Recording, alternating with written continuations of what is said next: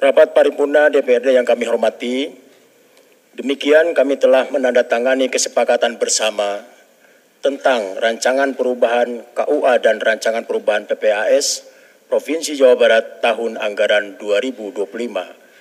Oleh karenanya kita telah memiliki landasan untuk membahas rancangan peraturan daerah tentang perubahan APBD tahun anggaran 2025. Kami berharap Gubernur dapat menindaklanjuti sesuai dengan peraturan perundang-undangan yang berlaku. Acara selanjutnya adalah sambutan Gubernur Jawa Barat. Untuk itu kami persilakan.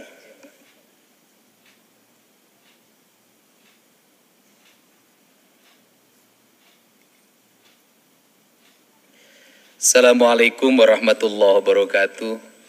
Sampurasun. Yang saya hormati, saya muliakan dan saya banggakan Ketua DPRD Provinsi Jawa Barat, Bapak Buki Wibawa, yang saya melihat tanda tangannya itu memang sangat berwibawa. Susah dibaca tanda tangannya itu. Saya hormati Wakil Ketua DPRD Provinsi Jawa Barat, Bapak Iwan Suryawan, dan Bapak M.Ki Iswara yang memiliki peran mengatur bola ke bawah, ke tengah, dan ke atas serta ke samping. Karena Pak Iswara itu dulu Ketua Persatuan Bola Voli. Dia tahu kapan memberikan smash, kapan memberikan umpan lambung, dan kapan bola dibawa keluar. Yang saya hormati Forum Pimpinan Daerah Provinsi Jawa Barat, saya ucapkan terima kasih hadir Pak Asintel, Kejaksaan Tinggi Provinsi Jawa Barat, dan seluruh hadirin yang berbahagia, para kepala Badan Dinas Provinsi Jawa Barat, kemudian Pak Sekda, saya ucapkan terima kasih, para asisten. Pertama saya mengucapkan terima kasih pada hari ini kita memasuki sebuah arah kebijakan pembangunan yang kedua setelah dalam perjalanan bisa terevaluasi dan dievaluasi. Harapan saya pada seluruh para anggota DPRD untuk apabila menemukan berbagai peristiwa yang tidak sesuai dengan perencanaan pembangunan yang dilakukan, tidak usah ragu-ragu untuk menyampaikan telaah kritis agar kita bisa memperbaiki berbagai supra dan infrastruktur pembangunan yang sudah dilaksanakan. Karena saya menginginkan pembangunan itu tidak berakhir dengan kesia-siaan, tetapi pembangunan berakhir dengan output, outcome, dan benefit yang memadai bagi kepentingan publik. Kemudian yang kedua, juga tetap memberikan telaah kritis, khususnya mendorong sektor pendapatan daerah yang harus terus ditingkatkan. Dan hari ini saya sampaikan, saya mencoba untuk menegosiasikan dengan pemerintah pusat melalui Menteri Keuangan. Ada dana bagi hasil yang belum bisa dibayarkan secara penuh, tetapi ada dana DAU, hutang pen yang dipotong. Saya mengusulkan, sudahlah daripada kita harus menunggu dana bagi hasil full dibayar ke pemerintah Provinsi Jawa Barat, lebih baik dana DAU-nya nggak usah dipotong kepentingan pen, nanti tinggal dihitung di akhir tahun berapa yang harus dibayarkan ke provinsi dan berapa yang tidak mesti dipotong melalui dana DAU. Karena apa? Karena kita memerlukan biaya fiskal yang berkecukupan untuk melakukan langkah-langkah terobosan dan penyelesaian berbagai problem. Saya tadi menerima berbagai keluhan tentang pengadaan tanah pada sekolah menengah atas dan sekolah menengah kejuruan. Kita tahu bahwa problem dari sekolah di Jawa Barat, selama ini kita abai menyiapkan sekolah baru, selama ini kita abai melakukan revitalisasi terhadap sekolah. Jumlah ruang kelas sangat terbatas, jumlah sekolah baru relatif tidak dibangun. Bahkan kalau lihat data statistik di tahun 2020 sama sekali kita tidak membangun sekolah atau nol. Nah, tentunya ini perlu langkah-langkah yang cerdas dan tepat. Dan salah satu problem dari pembangunan sekolah karena ini menjadi sorotan adalah harga tanah yang relatif mahal. Dan yang paling problem justru problem sekolah yang kurang itu terjadi di pusat-pusat kota. Di kota Bandung, di Kabupaten Bandung, di Kabupaten Bogor, di Kota Bogor, di Kota Depok, di Kota Bekasi, di Kabupaten Bekasi dengan harga tanah yang sangat tinggi. Maka izinkan nanti barangkali komisi yang membidanginya untuk berkomunikasi dengan pemerintah kabupaten kota, CQ Dinas Pendidikan. Strategi yang dilakukan menurut saya adalah pertama, mengakuisisi sekolah-sekolah swasta yang sudah tidak bisa bergerak secara regulasi dan fiskal, sehingga itu bisa diakuisisi kemudian dibeli oleh pemerintah daerah. Yang kedua adalah menggabungkan antara sekolah SMP dan SMA dalam satu bangunan. Jadi SMP dan SMA digabung dalam satu bangunan dalam sebuah wilayah seperti di Depok misalnya, di Kota Bekasi, karena itu akan mengefisienkan pembiayaan pengadaan tanah. Karena problem pengadaan tanah itu sangat urgent dan memiliki biaya yang sangat tinggi. Hal itu bisa dilakukan dalam upaya melakukan efisiensi dalam pengelolaan pembangunan. Dan kalau berkaca pada ke sekolah swasta itu jangankan SMP dan SMA, SD saja sama TK satu hamparan dan satu halaman yayasan kelembagaan. Ini adalah bagian dari cara, karena apa? Karena kita punya tuntutan bahwa kita di tahun 2026, di tahun 2027, saya ingin lulusan SMP itu 100% terserap di sekolah negeri dan sekolah swasta. Dan ini adalah bagian dari strategi untuk meningkatkan kualitas sumber daya manusia di Provinsi Jawa Barat. Nah, kemudian yang berikutnya, apa sih yang menjadi tantangan-tantangan yang menjadi problem hari ini? Problem hari ini adalah angka kesehatan, misalnya kasus penyakit kusta di Jawa Barat masih relatif tinggi dan tertinggi di Kabupaten Bekasi. Ada hal yang harus dicermati oleh kita. Kalau menyelesaikan kusta, selalu orientasi kita adalah hanya pengobatan. Kemudian selain kusta adalah TBC masih relatif tinggi. Nah, menurut saya penyelesaian bukan di situ, bukan hanya diobati, tetapi adalah dilakukan rehab rumahnya, sanitasi lingkungannya diperbaiki. Karena problem TBC dan problem kusta adalah di situ. Akar-akar masalah ini harus segera diselesaikan, bukan hanya sekedar pengobatan. Malah dalam hitungan saya, menyelesaikan TBC, menyelesaikan kusta, dan berbagai penyakit lainnya yang disebabkan oleh buruknya sanitasi lingkungan, jumlah biaya untuk pengobatan jauh lebih mahal dibanding kita melakukan rehabilitasi lingkungan. Yang terakhir, saya mengajak para anggota DPRD untuk memusyawarahkan bersama mengenai layanan BPJS. Ada dua problem yang terjadi saat ini, Pak. Problem yang pertama adalah semakin meningkatnya masyarakat menggunakan layanan BPJS pemerintah. Disebabkan oleh apa? Disebabkan kalau menggunakan layanan yang bersifat umum, ketika dia telat bayar atau ditutup, kemudian dia buka kembali dan dilunasi, maka perlu waktu 14 hari.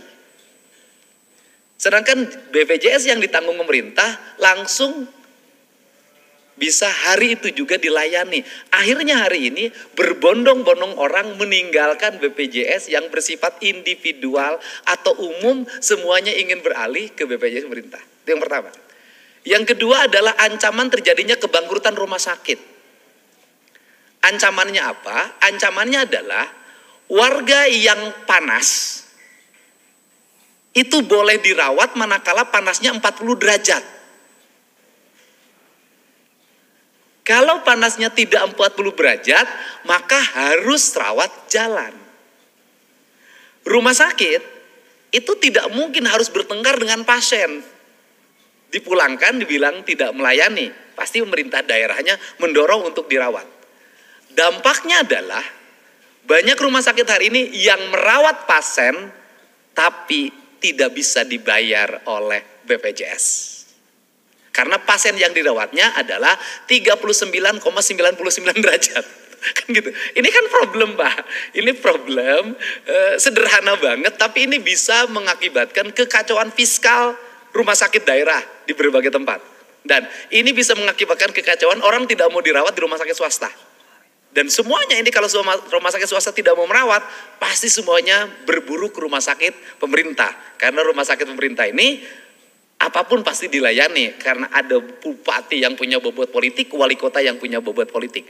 Ini adalah tantangan tersendiri dan tentunya kita nanti harus bersama-sama mengevaluasi seluruh problematika ini. Karena dalam pandangan saya, kalau dihitung-hitung, ini pandangan saya di luar mekanisme undang-undang tentang BPJS, sebenarnya pembayaran dari pemerintah daerah, pemerintah provinsi dan kabupaten langsung ke rumah sakit untuk membayar seluruh pasien yang menjadi tanggungan jauh lebih murah dibanding kita melakukan pembayaran iuran sebenarnya. Saya sudah hitung itu sebenarnya. Nah, untuk itu tentunya kita ke depan alokasi-alokasi anggaran yang dikeluarkan pemerintah saya tidak mau sia-sia. Semuanya harus bisa bermanfaat bagi kepentingan masyarakat. Saya ucapkan terima kasih, semoga pertemuan malam hari ini menjadi jalan kita untuk terus meningkatkan pendapatan daerah, meningkatkan belanja pemerintah daerah, dan meningkatkan layanan kepada masyarakat secara optimal. Dan minimal kebutuhan dasar masyarakat Jawa Barat bisa terlayani dengan baik secara terintegrasi antara pemerintah pusat, provinsi, kabupaten, kota, sampai ke pemerintahan desa. Saya ucapkan terima kasih. Wallahu muwaffiq lakum thoriq. Assalamualaikum warahmatullahi wabarakatuh. Sampurasun.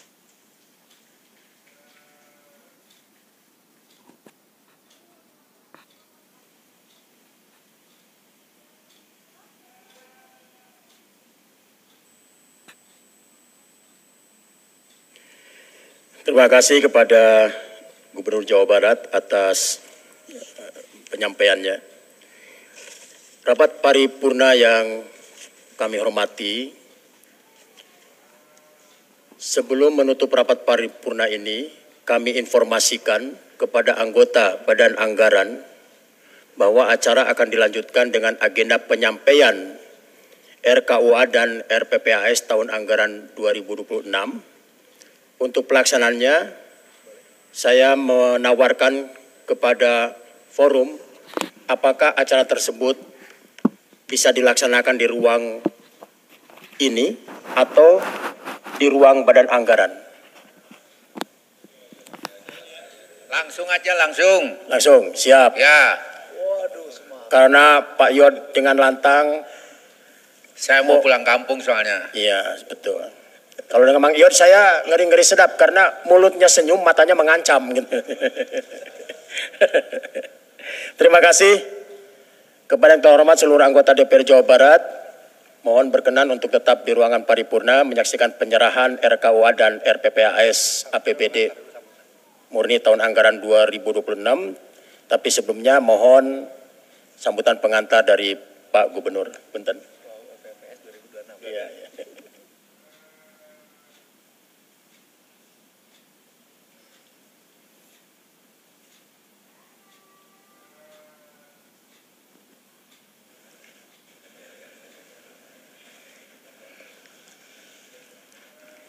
Bismillahirrahmanirrahim. Assalamualaikum warahmatullahi wabarakatuh.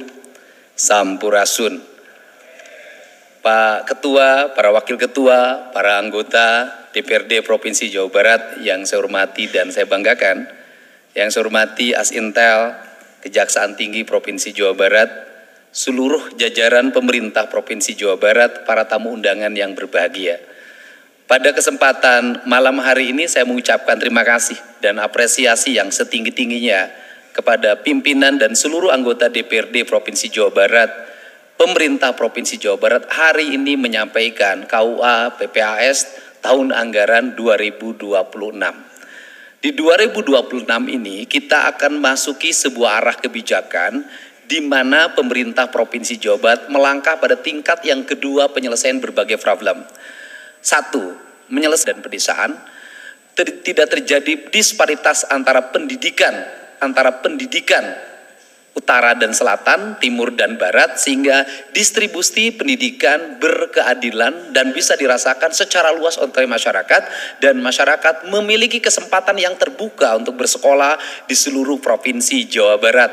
Dan pada akhirnya pendidikan akan mulai diarahkan pada optimalisasi kualitas diri masyarakat Jawa Barat yang disebut dengan Pancawaluya, cager, bager, bener, pinter, singer. Yang kedua, arah kebijakan kita semakin meningkatkan layanan di bidang kesehatan. Kita ingin rumah sakit pemerintah di Provinsi Jawa Barat itu mengakuisisi rumah sakit di daerah yang sudah tidak bisa lagi dijalankan. Salah satu contoh misalnya, pemerintah Provinsi Jawa Barat harus hadir di layanan kesehatan di wilayah utara Jabar yang meliputi Kabupaten Indramayu, Majalengka, Kabupaten Subang, dan di situ ada rumah sakit yang oleh bupatinya sudah ditawarkan, yaitu Rumah Sakit Patrol.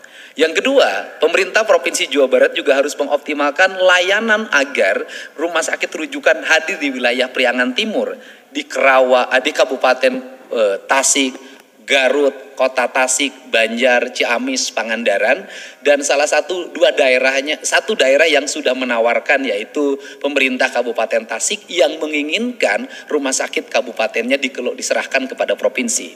Dan kemudian juga beberapa jajaran dari pengelola rumah sakit di Kota Tasikmalaya meminta juga rumah sakitnya menjadi rumah sakit Provinsi Jawa Barat.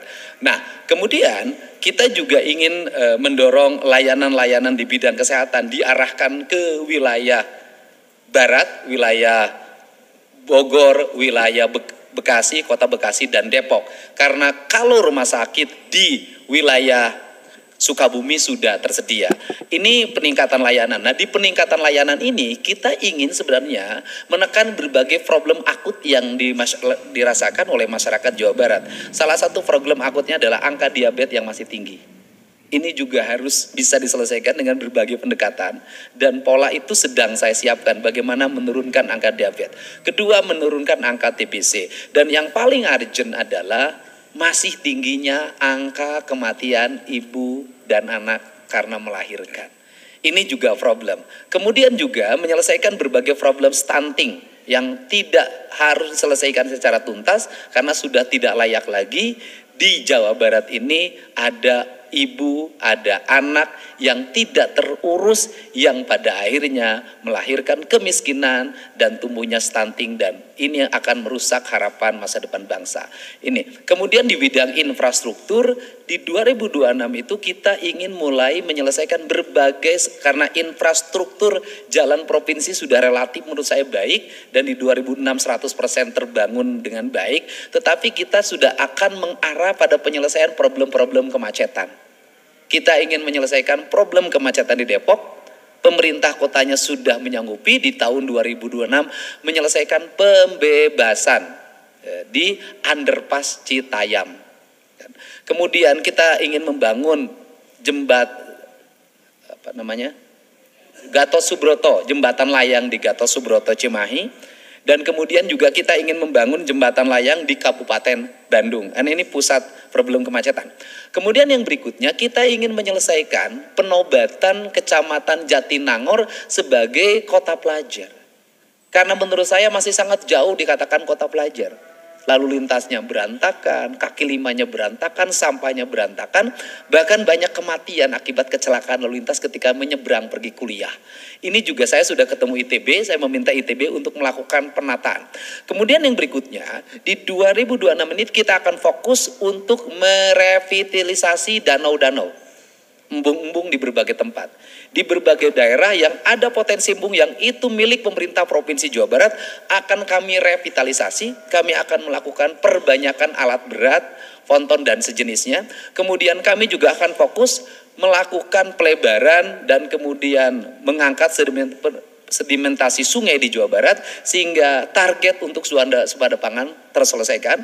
Kemudian kami membangun kerjasama dengan perguruan tinggi untuk melakukan pengayaan pengetahuan di bidang pembibitan, kemudian peningkatan alsintan. Ini yang harus menjadi fokus utama kita karena tidak mungkin pertanian dibangun tanpa basis teknologi. Kemudian yang berikutnya adalah di 2026 kami ingin menyelesaikan ketertinggalan masih adanya masyarakat Jawa Barat yang listriknya belum tersambung. Seharusnya sudah selesai tahun ini karena dalam hitungan saya dulu di data awal yang tidak punya listrik itu sekitar 150.000 orang rumah. Ternyata setelah didata sekarang berubah menjadi 400.000. Nah, kita ingin tahun depan itu selesai. Nah, ini data kita tahun depan selesai. Kemudian yang berikutnya kami juga ingin seluruh jalan raya di Jawa Barat nanti ber-PJU semuanya. Kemudian memiliki drainase, memiliki taman, memiliki jaringan telekomunikasi yang memadai, jaringan keamanan CCTV yang memadai. Itu yang akan menjadi orientasi utama kita. Nah, kemudian kita juga akan segera mendorong Jawa Barat tumbuh kawasan investasi yang terintegrasi. Kita ingin industri-industri yang hari ini dibangun, tahun depan sudah mulai bisa berproduksi, membangun investasi baru, mempertahankan industri yang ada. Seluruh rangkaian ini harus terkoneksi dalam sebuah kerangka berpikir, anggaran yang terstruktur, kemudian efisien dalam pengelolaannya, dan memiliki bobot output outcome dan benefit yang baik untuk kepentingan masyarakat. Kerangka dasar ini akan diletakkan dengan baik sehingga Jawa Barat nanti menjadi daerah yang memiliki kecukupan fiskal, efisien dalam belanja, tepat dalam melakukan pembangunan sesuai dengan prioritas kebutuhan dasar masyarakat Jawa Barat. Itu saja sebagai pengantar, mudah-mudahan pada pertemuan malam hari ini kita bisa melakukan pembahasan secara komprehensif yang pada akhirnya apapun yang dilahirkan oleh kita memiliki dampak bagi kemajuan, kemakmuran masyarakat Jawa Barat. Terima kasih. Wallahu muwaffiq ila aqwamit thoriq. Assalamualaikum warahmatullahi wabarakatuh. Sampurasun.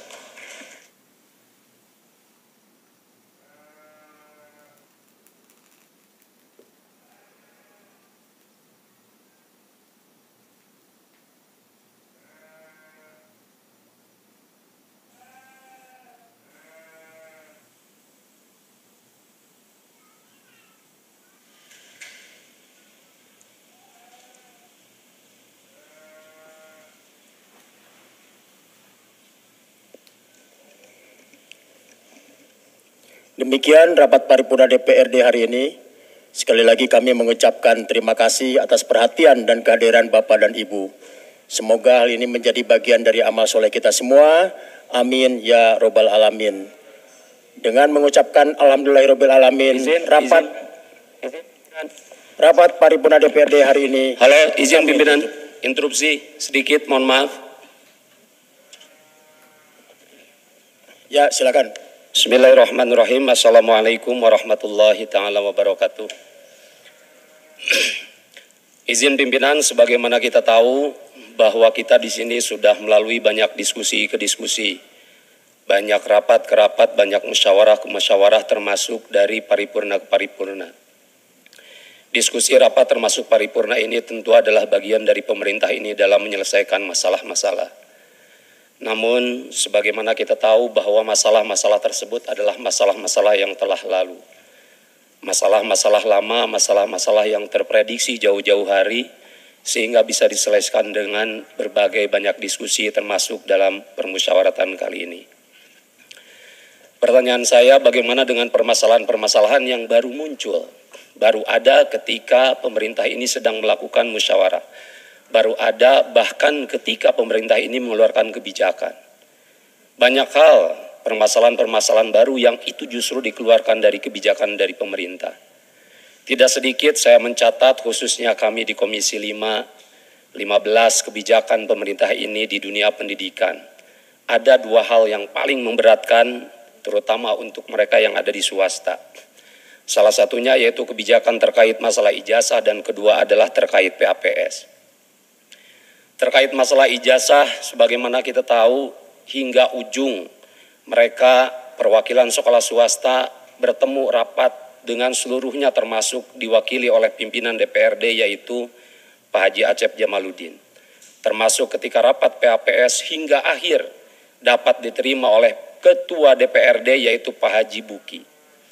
Namun apakah rekomendasi-rekomendasi mereka itu dapat memberikan warna? Jangankan merubah, memberikan warna saja tidak.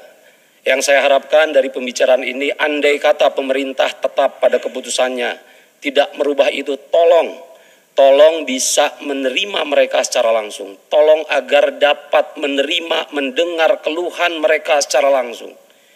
Jangankan untuk menyampaikan hal tersebut secara langsung, melalui kita saja mereka terbata-bata menyampaikan hal tersebut. Saya khawatir bahwa kami yang ada di DPRD provinsi ini dianggap tidak ada oleh mereka karena jangankan untuk merubah keputusan, untuk membawa mereka terhadap pemberi kebijakan saja mereka tidak bisa. Untuk menyampaikan langsung terhadap pemberi kebijakan saja mereka tidak bisa. Sekali lagi saya mohon agar dapat diterima secara langsung. Untuk masalah keputusan PAPS bahkan mereka sampai mengajukan gugatan ke PT UN.